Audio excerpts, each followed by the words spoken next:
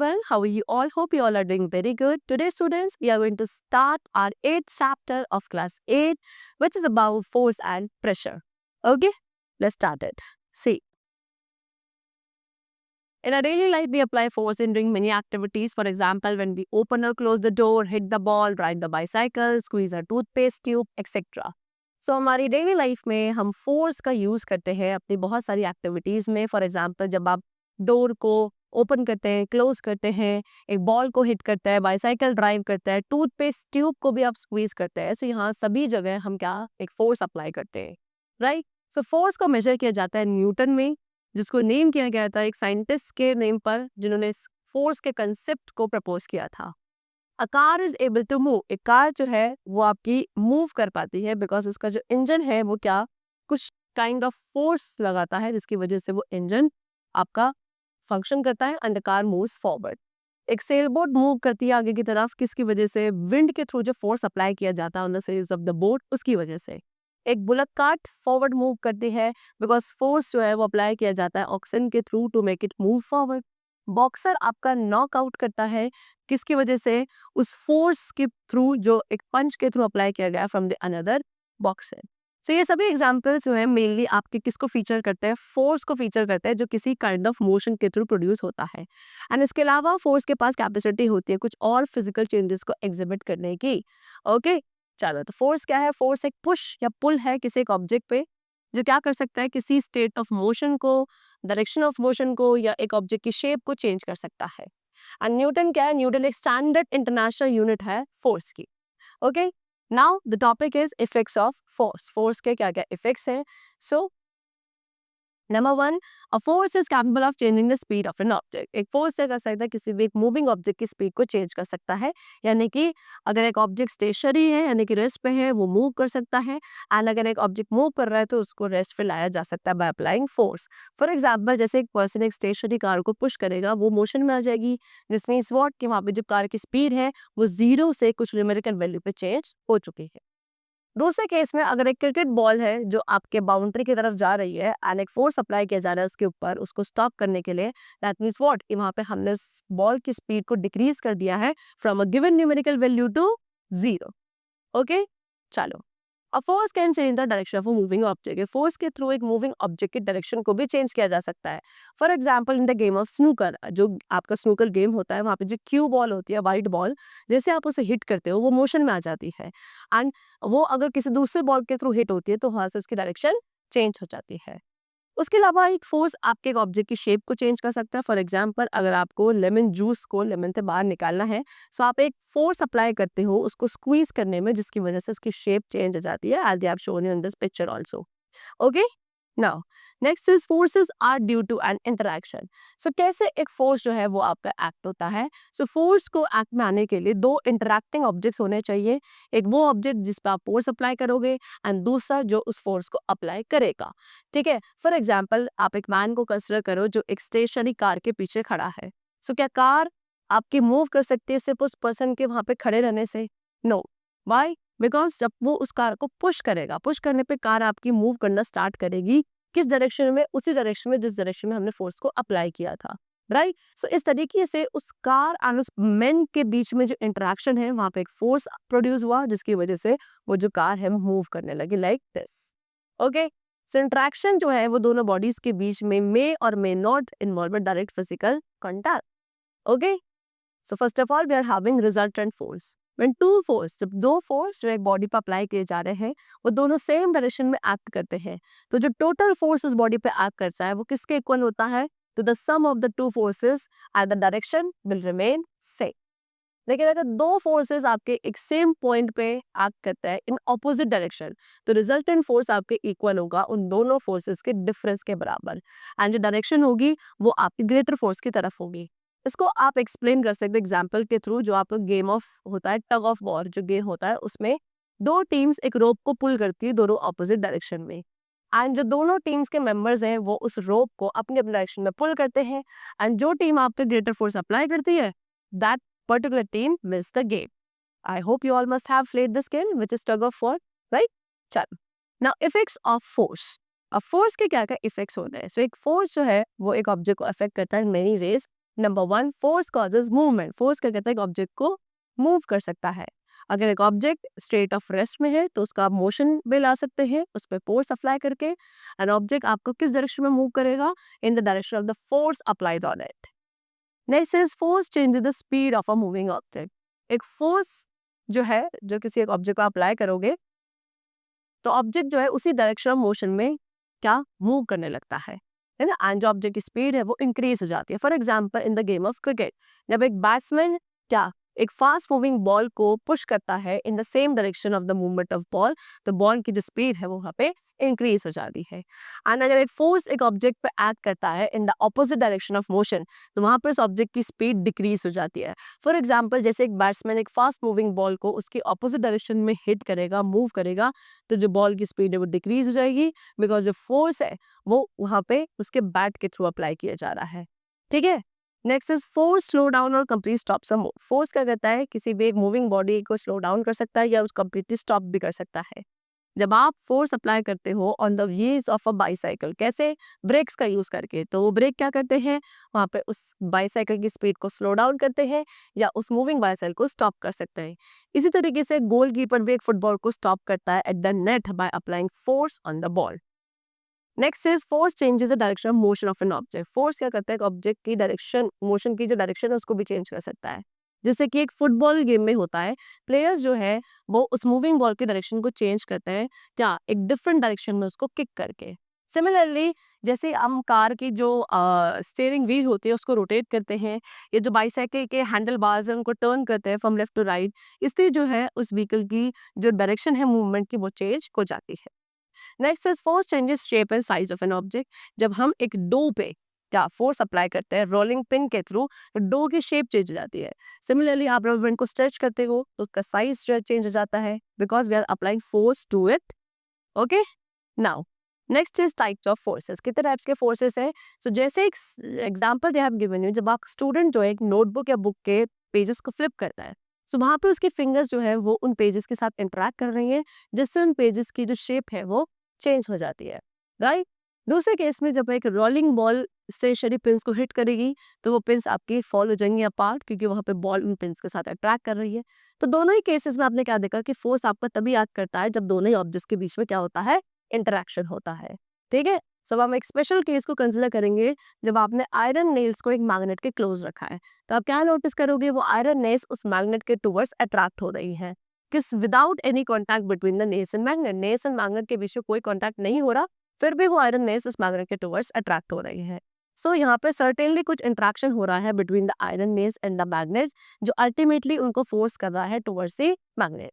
ठीक है। सो इन केसेस में हमने क्या देखा, जो फोर्स है दोनों ऑब्जेक्ट्स के बीच में लगने वाला, वो किसके थ्रू अराइज हो रहा है, या तो दोनों ऑब्जेक्ट्स के बीच में क्या कॉन्टैक्ट आ रहा है, जैसे कि आपका वो पेजेस जो फ्लिप कर रहे थे हम उसके थ्रू, या जो हिटिंग ऑफ पेंस वाला था, पिन्स आपकी हिट हो रही थी किसके थ्रू, एक रोलिंग पिन बॉल के थ्रू, या नॉन कॉन्टैक्ट की वजह से हुआ, that is between them as in case of attraction between the iron nails and the magnet. तो इसीलिए फोर्सेस आपके प्राइमरली दो टाइप्स के होते हैं, number 1 contact forces and the other is non contact forces, right. So contact forces क्या है, वो फोर्सेस जो किसी दो ऑब्जेक्ट्स के बीच फिजिकल कॉन्टैक्ट की वजह से होते हैं, उसे हम कॉन्टैक्ट फोर्सेस कहते हैं। एंड मेनली दो टाइप्स के कॉन्टैक्ट फोर्सेस है, that is muscular force and frictional force. ठीक है। मस्कुलर फोर्स क्या है, एक ऐसा कॉन्टैक्ट फोर्स जहाँ पे मसल्स जो है हमारी बॉडी के डिफरेंट पार्ट्स से वो इन्वॉल्व होते हैं, उन्हें मस्कुलर फोर्स कहते हैं।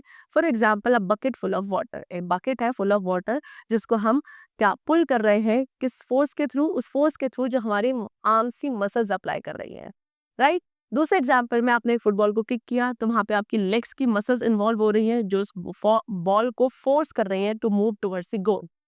ओके, सो इन दोनों एग्जाम्पल में मसल्स जो है वो सब्जेक्ट के डायरेक्ट कांटेक्ट में है, व्हिच रिजल्ट्स इन फोर्स।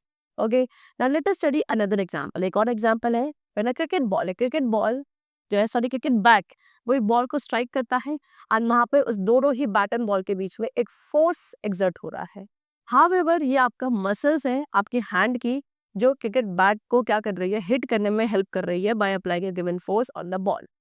इस तरीके से जब एक रोलिंग बॉल आपकी पिंस को स्ट्राइक करते हैं तो एक्चुअल फोर्स जो है वो उन बॉल एंड पिंस के बीच में लग रहा है, ठीक है। लेकिन मसल्स जो हमारी हैंड्स की है वो उस बॉल को पुश करती हैं आगे की तरफ, जिसकी वजह से वो बॉल उन पिंस को स्ट्राइक कर पाती है। ठीक है। सो इन केसेस में हमने क्या देखा, मसल्स हमारे इनडायरेक्टली इन्वॉल्व हो रही हैं ऑब्जेक्ट्स के साथ, जिसकी वजह से अल्टीमेटली उन दोनों ऑब्जेक्ट्स के बीच में क्या लग रहा है, फोर्स लग रहा है। Next is frictional force. Frictional force क्या है, एक ऐसा फोर्स जो दो टचिंग सरफेस, जो दो सरफेसेस जो आपस में एक दूसरे को टच कर रहे हैं, उनके मोशन को अपोज करता है। ठीक है। एंड किसकी वजह से, इंटरमोलिकुलर फोर्स ऑफ अट्रैक्शन की वजह से बिटवीन द सरफेसेस, उस फोर्स को फ्रिक्शनल फोर्स कहा जाता है। फॉर एग्जाम्पल, जब एक बॉल आपके ग्राउंड पर रोल करती है तो एक सर्टेन टाइम पीरियड के बाद वो रेस्ट पे आ जाती है, एंड हम जनरली परसीव करते हैं कि बॉल जो है वो आपके रेस्ट पे आई है खुद से, बट एक्चुअली क्या होता है, वो फोर्स वहां पे उस ग्राउंड के थ्रू अप्लाई किया जाता है, जो आपकी बॉल की डायरेक्शन से ऑपोजिट डायरेक्शन में मूव करता है, जिसकी वजह से वो मोशन आपका पहले क्या होने लगता है, स्लो डाउन होने लगता है, एंड एक सर्टेन टाइम पीरियड के बाद बॉल आपकी स्टॉप हो जाती है। इसी को कहा जाता है force of friction. So in journal में क्या, जनरली जो फ्रिक्शन है वो एक मूविंग ऑब्जेक्ट की स्पीड को रिड्यूस कर देता है, एंड इस फोर्स को आप अपने नेक्स्ट चैप्टर में और अच्छे से डिटेल में डिस्कस करेंगे। ठीक है। So now they have given you some definitions like contact forces. कौन से फोर्सेस है, जो दो ऑब्जेक्ट्स के बीच में फिजिकल कॉन्टैक्ट की वजह से अराइज होते हैं, they are called contact forces. Muscular force क्या है, एक ऐसा कॉन्टैक्ट फोर्स जो हमारी बॉडी के डिफरेंट पार्ट्स के मसल्स के थ्रू अप्लाई किया जाता है, that is called muscular force. And frictional force वो है जो दो सरफेसेस जो आपस में कॉन्टैक्ट में है, उनके रिलेटिव मोशन के उससे एक्ट करता है, उसे हम फ्रिक्शनल फोर्स या सिंपली फ्रिक्शन भी कहते हैं। Next is non contact forces. Non contact forces आपके वो फोर्सेस है जो किसी भी फिजिकल कॉन्टैक्ट के बिना अराइज होता है between the two objects, and mainly three types के नॉन कॉन्टैक्ट फोर्सेस हैं, that is magnetic force, gravitation force and electrostatic force. Okay, so first of all we have to discuss about magnetic force. So magnetic force के लिए आप example given है, experiment, आपको एक bar magnet लेना है and उसको एक थ्रेड के थ्रू एक हाइंग से इस तरीके से हैंग करना है, एंड दूसरे बार मैग्नेट को उसके क्लोज लेकर आ रहा है, जो वो सस्पेंडेड बार मैग्नेट है उसके क्लोज आप लेकर आओगे। सो आपको अपनी यहाँ पे ऑब्जर्वेशन नोटिस करनी है, तो आप क्या देखोगे, जैसे भी बार मैग्नेट को आप दूसरे मैग्नेट के क्लोज लाते हो, वो या तो एक दूसरे को अट्रैक्ट करते हैं या रेपेल करते हैं। ठीक है। एंड दूसरा केस क्या है, अगर आप एक बार मैग्नेट को रिप्लेस कर दोगे आयरन नेल्स के बंच के थ्रू, एक आयरन नेल्स का बंच है जिसको आपने आपस में टाई कर रखा है, उसके थ्रू रिप्लेस कर दोगे, तो ये सारी नेल्स जो है उस मैग्नेट के टुवर्ड्स अट्रैक्ट होंगी, जो उसको उसके क्लोज लेकर आ रहे हो। सो आपने क्या नोटिस किया कि सिर्फ बार मैग्नेट को आपने क्या करा है, उस दूसरे मैग्नेट के या आयरन बेस के क्लोज लेकर आए हो, तो वहां पे एक तरीके का फोर्स एक्सर्ट हो रहा है, एंड इसी फोर्स को मैग्नेटिक फोर्स कहा जाता है। और मैग्नेटिक फोर्स तभी होता है जब मैग्नेटिक मटेरियल्स को किसी आयरन ऑब्जेक्ट के क्लोज लाया जाता है या किसी दूसरे मैग्नेट के क्लोज लाया जाता है। ठीक है। एक और इम्पॉर्टेंट चीज हमें ऑब्जर्व करनी है कि जैसे ही मैग्नेट्स को आप क्या एक दूसरे से अलग रखते हो एक फाइनाइट डिस्टेंस पे, तो जरूरी नहीं है कि वो एक दूसरे को अट्रैक्ट या रेपेल करेंगे। ठीक है। जैसे ही आप उन्हें एक दूसरे के क्लोज लाओगे एंड काफी इनफ क्लोज लाओगे, सो दैट उनकी जो फील्ड लाइंस है, मैग्नेटिक फील्ड लाइंस, वो एक दूसरे को अट्रैक्ट करनी चाहिए, इंटरैक्ट करनी चाहिए, तभी आप नोटिस करोगे कि वो दोनों ही क्या कर रहे हैं, एक दूसरे को अट्रैक्ट या रेपेल कर रहे हैं। तो मैग्नेटिक फोर्स आपके अट्रैक्टिव भी हो सकता है और रिपल्सिव भी हो सकता है in nature. Second is gravitational force and electrostatic force. So gravitational force क्या है, एक ऐसा फोर्स ऑफ अट्रैक्शन जो आपके कोई भी दो ऑब्जेक्ट के बीच में होता है, एंड ऐसे दो ऑब्जेक्ट जिनका कोई मास होगा। ठीक है। जितना ज्यादा मास होगा उतना ज्यादा फोर्स ऑफ अट्रैक्शन होगा, एंड ऐसे फोर्स ऑफ अट्रैक्शन को ग्रेविटेशनल फोर्स कहा जाता है। अगर दोनों बॉडीज आपकी कंपेरेबल मास की है तो फोर्स ऑफ अट्रैक्शन आपका तब भी एग्जिस्ट करेगा, लेकिन बहुत ही नेग्लिजिबल मैग्नीट्यूड का होगा। प्रैक्टिकली वहाँ पे कोई भी अट्रैक्शन देखने को नहीं मिलेगा। ठीक है। सो इसीलिए कहा जाता है ग्रेविटेशनल फोर्सेस आपके ऑलवेज अट्रैक्टिव इन नेचर होते हैं। Next is electrostatic force. So जब भी दो ऑब्जेक्ट्स को आप एक दूसरे के अगेंस्ट रब करेंगे, तो वो दोनों क्या, उन दोनों के ऊपर चार्जेस अपीयर होने लगते हैं, जिसकी वजह से वहाँ पे या तो अट्रैक्शन होने लगता है दोनों ऑब्जेक्ट्स के बीच में, या रिपल्शन होने लगता है। सो एक ऐसा फोर्स जो दो ऑब्जेक्ट्स के बीच में लगता है, कब, जब उन दोनों का क्या होता है, उनके बीच में इंटरेक्शन किया जाता है और वहाँ पे चार्जेस प्रोड्यूस होते हैं, उसको हम इलेक्ट्रोस्टैटिक फोर्स कहते हैं। ओके। चलो, सो मैग्नेटिक फोर्स की तरह ही इलेक्ट्रोस्टैटिक फोर्स भी आपका तब देखा जाता है जब दोनों चार्ज बॉडीज को सफिशिएंटली क्लोज रखा जाएगा। अगर वो आपके इनफाइनाइट डिस्टेंस पे रखे हैं तो वहाँ पे कोई भी अट्रैक्शन या रिपल्शन नहीं होगा। ठीक है। एक और एग्जांपल गिवन इलेक्ट्रोस्टैटिक फोर्स का, यहाँ पे आप दो बैलून्स को रब कर रहे हैं एक दूसरे के अगेंस्ट, एंड देन फिर एक दूसरे के क्लोज लेकर आ रहे हो। सो जो नेचर है चार्जेस का, जो दोनों बैलून्स पर डेवलप हुआ है, वो बिल्कुल सेम होगा, जिसकी वजह से बैलून्स जो है एक दूसरे को रेपेल करेंगे। दे have shown you like this. Electrostatic force भी आपका अट्रैक्टिव भी हो सकता है एज वेल एज रिपल्सिव भी हो सकता है in nature. Okay, so what is electrostatic force? एक ऐसा नॉन कॉन्टैक्ट फोर्स जो कब अराइज होता है, जब आप दो या दो से ज्यादा ऑब्जेक्ट्स को इलेक्ट्रिकली चार्ज कर देते हैं। Okay, the next topic is resultant force. Resultant force क्या है? व्हेन टू फोर्सेस, जब दो forces that is F1 and F2, इनको हम सेम डायरेक्शन में अप्लाई करेंगे तो वहां पे जो टोटल फोर्स एक्ट करता है वो उन दोनों इंडिविजुअल फोर्सेस के सम के बराबर होता है। That is F total force equals to F1 plus F2, and object आपका उसी डायरेक्शन में मूव करेगा जहां पे F1 एंड F2 होगा। ओके, अगर दोनों ही फोर्सेस F1 और F2 आपके क्या ऑपोजिट डायरेक्शन में अप्लाई करे जा रहे हैं तो जो टोटल फोर्स एक्ट करेगा वो आपके दोनों इंडिविजुअल फोर्सेस के डिफरेंस के बराबर होगा। ओके, अगर F1 ग्रेटर है F2 से तो जो F होगा वो F2 minus F1, and object जो है F2 के डायरेक्शन में मूव करेगा। और अगर F1 और F2 बराबर है तो आपका जो F आएगा टोटल वो 0 हो जाएगा, जो ऑब्जेक्ट्स है वो अभी आपके स्टिल पोजीशन में रहेंगे, एंड ऐसे फोर्सेस को आप बैलेंस फोर्सेस कहते हो। Okay, now next topic is units of force. So force क्या है? फोर्स एक मेजरेबल क्वांटिटी है, इसको हम मेजर करते हैं डिवाइस के through, which is called spring balance. And जो ऐसा यूनिट है फोर्स की दैट इज न्यूटन, जिसको हमने साइंटिस्ट के नेम पर रखा है दैट इज आइजैक न्यूटन, जिन्होंने फोर्स एंड मोशन को स्टडी किया था। एंड एक फोर्स जो 1 न्यूटन का होता है वो किसी भी 1 किलोग्राम या 1 किलोग्राम मास की स्पीड को चेंज कर सकता है बाय 1 मीटर पर सेकेंड। एक और यूनिट है फोर्स की जिसको हम ग्रेविटेशनल यूनिट कहते हैं that is kilogram force. And 1 kilogram force वो फोर्स होता है जो एक ऑब्जेक्ट पर जिसका मास 1 kg वेट होगा वो पुल करता है towards the earth. Okay, so 1 kgf equals to 9.8 Newton. And for the sake of inconvenience in calculation or solving numericals, generally 1 kgf is directly proportional to 10 Newton. Next topic is pressure. So you would have heard and use the word pressure. आपने ये जो pressure word है इसको सुना होगा in connection with the pressure cooker, blood pressure, low pressure, है ना, pressure over the सी। सो ये प्रेशर जो है basically what does it mean in the terms of physics? तो फिजिक्स में इस वर्ड का मीनिंग क्या होता है? Pressure is a measure of the effectiveness of a force. एक फोर्स कितना ज्यादा इफेक्टिव है उसके मेजर को कहा जाता है प्रेशर। ठीक है, it takes into account the force and the area over which it acts.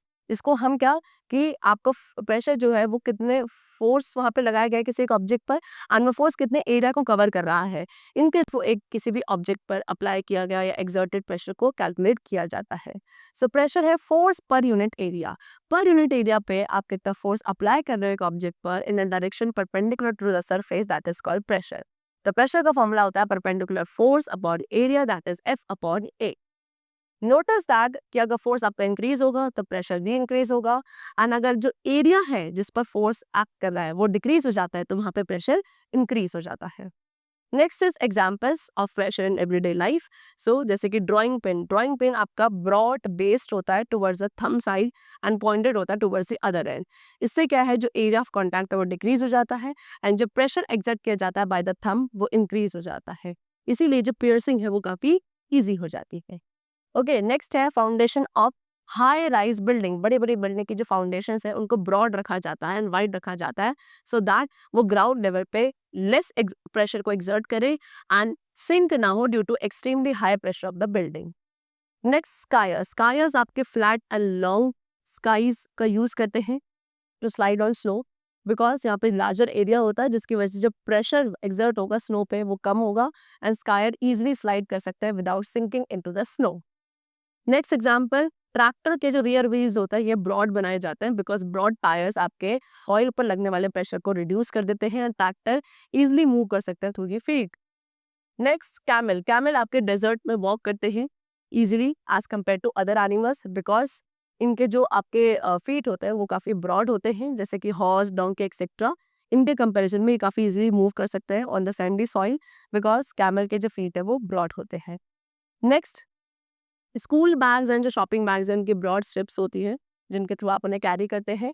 Narrow या स्ट्रिंग लाइक स्ट्रैप्स जो है वो काफ़ी सीवियर पेन कॉज करते हैं बिकॉज जो बैग का वेट है वो एक छोटे से एरिया पर कैरी किया जाता है एंड जिसकी वजह से जो प्रेशर वो काफ़ी इंक्रीज हो जाता है। पोर्टर्स आपके टर्बन्स वेयर करते हैं जब उन्हें हैवी लोड्स को कैरी करना होता है अपने हेड्स पे, जिसकी वजह से वहाँ पे जो एरिया ऑफ कॉन्टैक्ट है वो इंक्रीज हो जाता है एंड हेड पे लगने वाला जो प्रेशर है वो डिक्रीज हो जाता है। वाटर टैंक्स आपके कैटरपिलर टैंक्स मूव करते हैं that are broad chain like covers on the wheels, जिसकी वजह से there is a large increase in the area of contact with the ground, and due to this, the pressure on the ground reduces so much that tanks can even move on soft, wet ground without sinking. Okay. Now next topic is units of pressure. So SI system में force को measure किया जाता है newton में and area होता है metre square. तो therefore जो यूनिट है प्रेशर की that is newton per metre square and इस यूनिट को पास्कल भी कहा जाता है। 1 pascal is equals to 1 newton per metre square. Okay, so there I have given it some numericals which is based on pressure. एक girl है जिसका मास है 50 kg, वो आपके पेंसिल हील पे स्टैंड कर रही है एंड कितना क्रॉस सेक्शन एरिया कवर कर रही है 1 सेंटीमीटर स्क्वायर का। सो यहाँ पे आपसे पूछा गया find the force exerted by the girl and the gravity is 10 metre पर सेकंड स्क्वायर। सो गर्ल का मास है 50 kg। ओके, सो फोर्स कितना एक्सर्ट किया जाएगा by the girl that is 50 kg into 10 metre पर second 500 newton. Area of cross section of heels कितना था? 2 heels का 2 into 1 centimetre square. Okay, so that will be pressure exerted by the girl equals to force upon area. तो यहाँ पे force 500 newton का, area is this much, तो pressure कितना होगा 25 लाख पास्कल। नेक्स्ट न्यूमेरिकल क्या है? एक बॉक्स है 10 kg मास का जिसका बेस एरिया है 1 metre square. So find the pressure exerted by it on the ground. आपको 1 kg वेट को 10 न्यूटन लेना है, तो फोर्स कितना किसके बराबर होगा? वेट ऑफ बॉक्स के बराबर होगा, दैट इज 10 kg। ओके, तो कितना हो गया? 100 न्यूटन हो गया, बिकॉज 1 kg वेट 10 न्यूटन था, तो 10 kg वेट 100 न्यूटन हो गया। एरिया ऑफ कॉन्टैक्ट कितना है? 1 मीटर स्क्वायर। प्रेशर का फॉर्मूला होता है फोर्स अपॉन एरिया, तो 100 newton upon metre square equals to 100 pascal, यानी कि उस फोर्स के थ्रू जो प्रेशर एक्सर्ट हो रहा है दैट इज 100 पास्कल। एग्जाम्पल 3 क्या है? यहाँ पे एक एलिफेंट है जिसका मास है 2000 kg और उसका फुट एरिया है 250 सेंटीमीटर स्क्वायर, जो एक फ्लोर पे खड़ा है। Find the force exerted by the elephant on the ground और ग्रेविटी लेंगे 10 मीटर पर सेकंड स्क्वायर। तो एरिया ऑफ क्रॉस सेक्शन जो है 4 फीट ऑफ एलिफेंट का that is 4 into 250 centimetre square 1000 centimetre square and 1000 divided by 10,000 equals to 1 by 10 metre square. अब आपसे बोला फोर्स एक्सर्टेड बाय द एलिफेंट, वो कितना होगा? 2000 kg इंटू 10 मीटर पर second square equals to 20,000 newton and pressure equals to force upon area. Force आपका कितना है? 20,000, area 10 by 1 equals to 2 lakh pascal will be your pressure. Next is fluid pressure. Fluid क्या है? Fluid एक ऐसा substance है जो फ्लो कर सकते हैं, जितने भी गैसेस एंड लिक्विड्स है they all are fluid and जो प्रेशर एक फ्लूइड की तरह एक्सर्ट किया जाता है उसको फ्लूइड प्रेशर कहते हैं। सो एक फ्लूइड जो एक वेसल के अंदर होगा वो प्रेशर को एक्सर्ट करता है at all points in all the directions, है ना। एंड जैसे जैसे जो मॉलिक्यूल्स है फ्लूइड्स में मूव करते हैं अप डाउन एंड साइड में, वो कॉन्टिन्यूसली कोलाइड करते हैं एक दूसरे के साथ and with the size of the container and by doing so वो आपके क्या प्रेशर एक्सर्ट करते हैं on the walls of the container from all direction and जिसकी वजह से क्या होता है वहाँ पे फ्लूइड प्रेशर एग्जिस्ट करता है। Okay, next is what? The pressure exerted by a fluid. एक फ्लूइड के थ्रू कैसा प्रेशर एक्सर्ट किया जाता है? So as we all know एक लिक्विड का मास होता है, वेट होता है फोर्स ऑफ ग्रेविटी की वजह से एंड ये जो वेट या फोर्स है ये आपका डाउनवर्ड एक्ट करता है क्या? कंटेनर के बेस पर जो लिक्विड को होल्ड कर रहा है। तो कुछ कैरेक्टरिस्टिक्स है प्रेशर के which is exerted by a liquid. Number 1, जो प्रेशर आपका लिक्विड के थ्रू एक्सर्ट किया जाता है at the bottom of the container वो डिपेंड करता है उस कॉलम की हाइट पर। नेक्स्ट, लिक्विड जो है वो आपके कंटेनर की सभी वॉल्स पे प्रेशर एक्सर्ट करते हैं। नेक्स्ट, लिक्विड आपका इक्वल प्रेशर एक्सर्ट करता है at the same depth. Okay, and pressure exerted by a liquid increases with depth. जो प्रेशर है जो एक लिक्विड के थ्रू एक्सर्ट होता है वो डेप्थ के साथ इंक्रीज हो जाता है। Now next is measurement of liquid pressure. Liquid pressure कैसे मेजर किया जाता है? सो एक इंस्ट्रूमेंट है जिसको हम फ्लूइड्स के प्रेशर को मेजर करने के लिए यूज करते हैं, that is pressure gauge and the simplest type of pressure gauge है that is U tube manometer. इसके अंदर एक यू शेप ग्लास ट्यूब होती है जो लिक्विड के साथ फिल करी जाती है एंड इससे आप दो जो एंड्स होते हैं अपैरेटस के उनके बीच का जो डिफरेंस है उसको मेजर कर सकते हो। ट्यूब का एक एंड जो है वो ओपन होता है कंटेनर में जो फिल्ड होता है विद द लिक्विड एंड दूसरा एंड जो है ट्यूब का वो ओपन होता है इनटू द एयर एंड जो डिफरेंस है लिक्विड लेवल में इन यू ट्यूब, ठीक है, वो आपका मेजर होता है प्रेशर का which is applied by water. Next is pressure exerted by a gas. Gas भी आपका प्रेशर एक्सर्ट करती है on the walls of the container. For example air जो आपकी बाइसाइकिल ट्यूब में होगी इट कम्स आउट, है ना, जब उसमें पंचर हो जाता है तो जब टायर के अंदर आपकी एयर होती है बाइसाइकिल ट्यूब के अंदर वो आपकी बाहर हो जाती है। ठीक है, इस तरीके से आप क्या एक ऐसे बलून के अंदर एयर को क्या नहीं कर सकते, इन्फ्लेट नहीं कर सकते जिस बलून में होल्स है, बिकॉज एयर है वो क्या प्रेशर एक्सर्ट करते हैं in all the direction. Next is atmospheric pressure. Earth हमारा सराउंडेड बाय एयर एंड इस कवरिंग को क्या कहा जाता है एयर की? एटमॉस्फेयर। सो एटमॉस्फेरिक एयर भी क्या आपके ऑफ अबाउट 1000 किलोमीटर की हाइट तक क्या करती है, एग्जिस्ट करती है। एंड 100 किलोमीटर के बाद जो एयर है वो काफ़ी थिन होने लगती है। एंड एयर जो है वो आपके अर्थ के सरफेस पे एक प्रेशर या फोर्स एग्जर्ट करते हैं which is called atmospheric pressure. Next is barometer. Barometer क्या है? बैरोमीटर एक डिवाइस है जिसके थ्रू एटमॉस्फेरिक प्रेशर को मेजर किया जाता है। एटमॉस्फेरिक प्रेशर मेजरमेंट्स जो होता है वो काफ़ी इंपॉर्टेंट होता है मेट्रोलॉजिस्ट के लिए, वेदर फोरकास्ट करने के लिए। एंड जो यूनिट ऑफ प्रेशर है मेट्रोलॉजिकल पर्पस के लिए जो यूज़ करी जाती है that is called the bar.